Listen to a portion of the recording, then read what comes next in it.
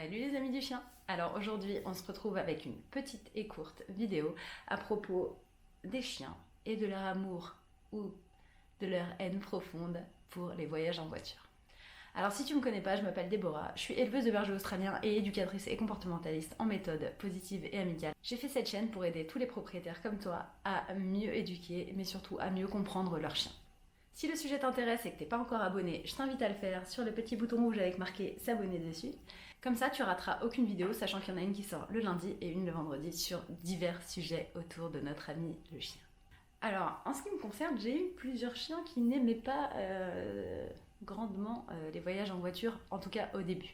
Mon premier vrai chien, qui était un Jack Russell, qui avait une horreur très particulière des voyages en voiture.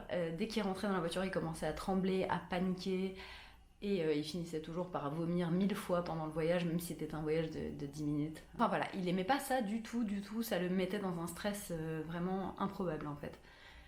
Pire que moi, hein, parce que voilà, faut savoir que moi et la voiture, on fait deux. Alors, sauf quand c'est moi qui conduis, ça se passe bien, mais si je suis passager, j'ai toujours un peu la gerbe et tout ça. Je suis pas... Donc je peux les comprendre.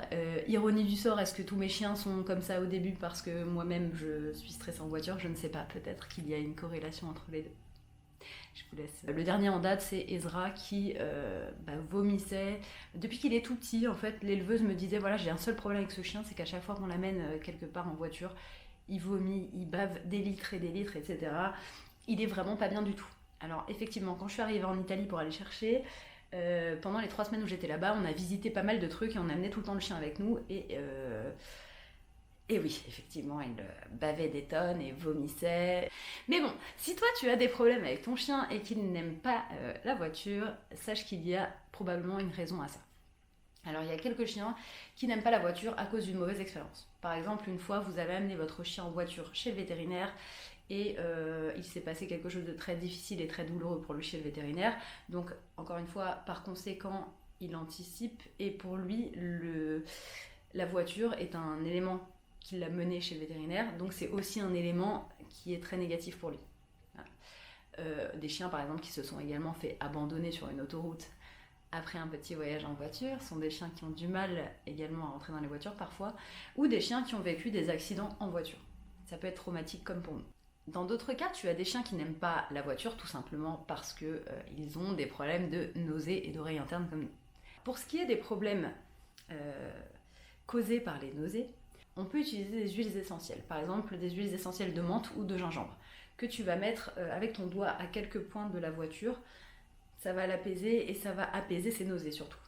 Ensuite, on va également ouvrir les fenêtres parce que le fait de faire rentrer de l'air et que le chien n'étouffe pas va l'aider à combattre ses nausées. On va aussi faire en sorte pour les chiens qui sont nauséeux de ne pas les laisser sans pouvoir voir la route. Parce que, encore une fois, comme pour nous, le fait de voir la route, ça les aide. On va également éviter de leur donner à manger 2 ou 3 heures avant de prendre la voiture parce que, au cas où ils vomissent, au moins ce sera pas un tas de vomi de croquettes ou de viande selon ce que ton chien mange.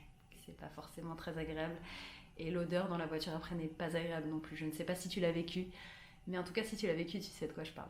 Et la dernière chose qui peut aider, pas nécessairement contre la nausée, mais plutôt contre le stress, ce sera les phéromones pour le stress. Il faut voir avec ton vétérinaire, il a probablement quelque chose à te conseiller et à te donner pour ce genre de cas. Et si jamais tu n'y as pas pensé, c'est comme pour nous, les fleurs de bac peuvent être très très utiles pour combattre le stress du chien et pour l'aider à être plus apaisé. Sur internet, achetez des fleurs de bac qui sont exclusivement faites pour les animaux. Ne prenez pas les mêmes que pour nous car elles contiennent de l'alcool. Donc si tu ne veux pas que ton chien se mette à danser dans la voiture, achète des fleurs de bac pour chien. Et puis ensuite, la dernière chose à faire, ça va être de travailler sur la phobie. Et ça, c'est au cas où ton chien est vraiment stressé ou a eu un traumatisme en lien avec la voiture. Ce qu'on peut faire, par exemple, c'est déjà enlever cette peur de l'objet voiture et pas forcément du fait qu'elle soit en mouvement. Donc, on va mettre le chien dans la voiture et le faire manger ses croquettes. Donc, sa ration quotidienne, tu vas lui faire manger dans la voiture.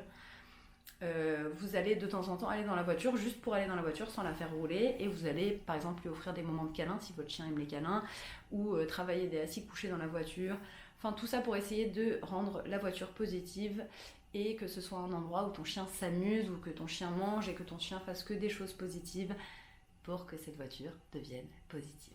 Je dis beaucoup de mots positifs, j'ai l'impression. Je sais pas ce que t'en penses, mais voilà. Par la suite, quand ton chien sera plutôt à l'aise avec la voiture qui n'est pas en mouvement et sans le moteur allumé, tu vas pouvoir commencer à juste allumer ton moteur et faire les mêmes exercices. Ensuite, tu vas demander à quelqu'un de se mettre au volant et pendant que tu es en train de travailler ton chien comme tu le faisais quand elle n'était pas en mouvement, tu vas demander à quelqu'un de rouler pendant quelques mètres. Et ainsi de suite. Voilà, tu vas augmenter la difficulté des exercices pour ton chien. Une fois que ton chien sera habitué à rouler quelques mètres, tu pourras songer à l'amener en balade en voiture.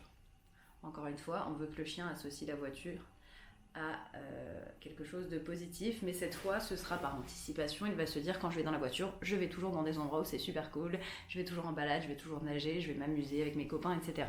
Voilà, j'espère que cette courte vidéo t'aura plu, t'aura aidé peut-être. Je te laisse me dire en commentaire si ton chien vomit en voiture ou pas. Je te fais des bisous, je te dis à bientôt. Salut!